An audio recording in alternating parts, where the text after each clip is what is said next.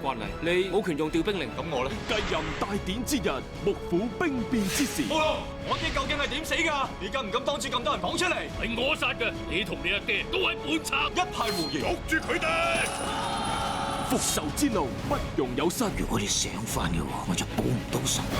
幕府風雲，今晚9點，本港台。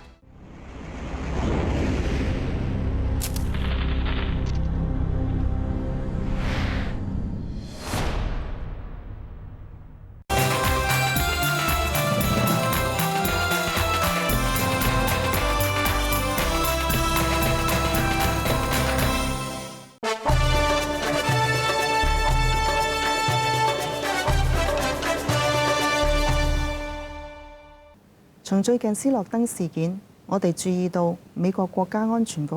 正涉嫌擴大監聽嘅行動，當中包括咗社交網站儲存資料以及搜集手提電話通訊記錄，令人質疑美國對私隱權嘅尊重，以至到全球私隱保障亦都亮起咗紅燈。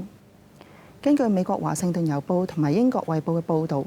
美國國家安全局係擁有可以向多個以美國為基地嘅網站同埋科技公司，例如 Google、Facebook 同埋 Apple 直接傳取資料嘅權利，以 PLISM 棱鏡行動為命名嘅係一個喺該局過去從未公佈過嘅計劃。計劃容許咗局方使用上述嘅網站同埋公共系統，令到公職人員獲取網上用戶嘅資訊，例如搜尋記錄、電郵、檔案傳輸同埋即時通訊等等，令到人哋質疑該局對於身處美國同埋海外數以百萬計嘅人士作出咗有系統嘅監控。假如政府有需要限制某一個人嘅私隱權，政府必須要證明呢個行動係合法同埋為咗追求公義嘅。反恐係唔能夠成為政府不分青紅皂白咁樣去窺探私人事務嘅擋箭牌。其實早喺2008年，美國社會已經發現美國政府透過修改法例去擴大權力，容許冇搜查令之下對電子通訊進行監聽。5年嚟，國際特赦組織同埋其他嘅團體透過法院提出憲法挑戰，直至到今年2月，美國聯邦最高法院認為未能夠證實入稟嘅機構本身就係監聽嘅目標，同埋將會受到蒙受損害，而最終不獲受理嘅。面對呢一次嘅風波，美國政府必須要作出全面同埋公開嘅解釋，亦都要採取一切嘅措施去確保唔會有人被不合法同埋任意干涉私隱。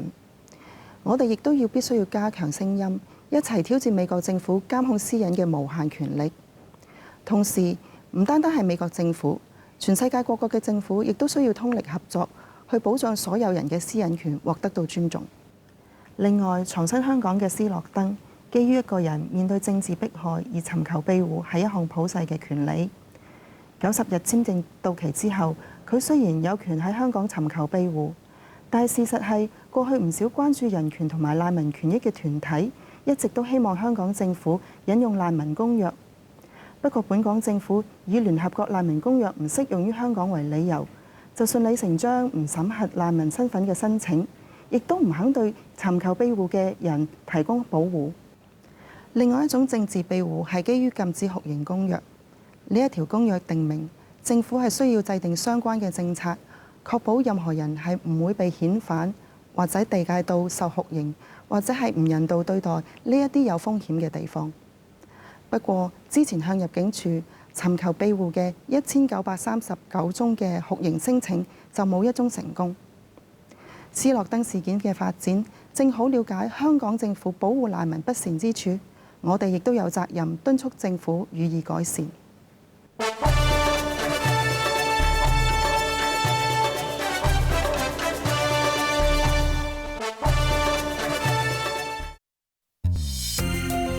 跟住落嚟係中國人壽海外呈獻 ATV 2013感動香港周人物推選。